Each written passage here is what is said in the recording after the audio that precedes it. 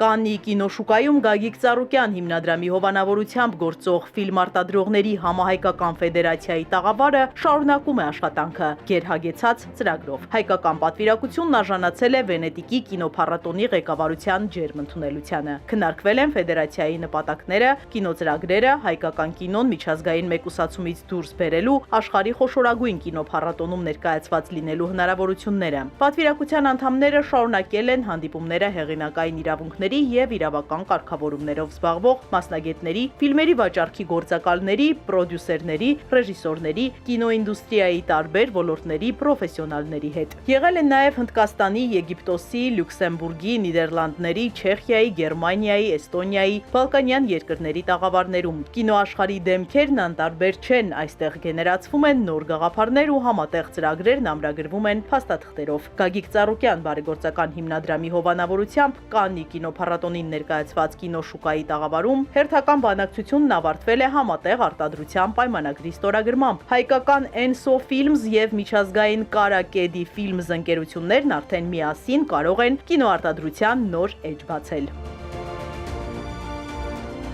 Հագեցած օրվա ավարտին հյուրերին են ներկայացվել Գագիկ Ծառուկյան հիմնադրամի և Ծառուկյան ընտանիքի գործունեությունը, ապա Հիսուս Քրիստոսի աշխարհում ամենաբարձր արձանը։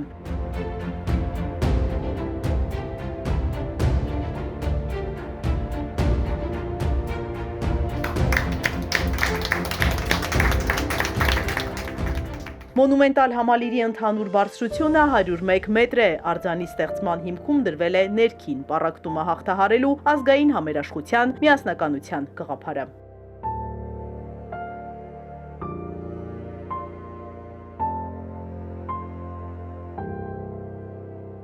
Կաննում անցկացվել է նաև Փարիզում հիմնված Քրք մրցանակաբաշխությունը, որի ընթացքում հեղինակները դերասանուհի Նորա Արմանիին շնորհել են ոսկե Քրք մրցանակ կինոարվեստում վաստակի համար։ Հեղինակավոր այս կինոփառատոնին հայկական ներկայությանն անդրադառնում են համաշխարհային կինոինդուստրիայի հիմնական իրադարձությունները լուսաբանող պարբերականներ։ Լոս Անջելեսում լույս տեսնող աշխարհահռչակ Variety պարբերականը հոդված է հրապարակել, որը պատմում է ֆիլմարտադրողների համահայկական ֆեդերացիայի տաղավարում պրոդյուսերներ Անի Գալստյանի և Էլլա Ալամաչի 20-րդ դարի հայկական արմատներով լեգենդար լուսանկարիչ Արա Գյուլերի կյանքը նկարագրող ֆիլմի համատեղ արտադրության պայմանագրի մասին։ Variety-ն առաջին անգամ է անդրադառնում Հայաստանի ներկայությանը Կաննում և այդ պայմանագիրը որակել է որպես մշակութային համագործակցության համարձակ ու աննախադեպ քայլ։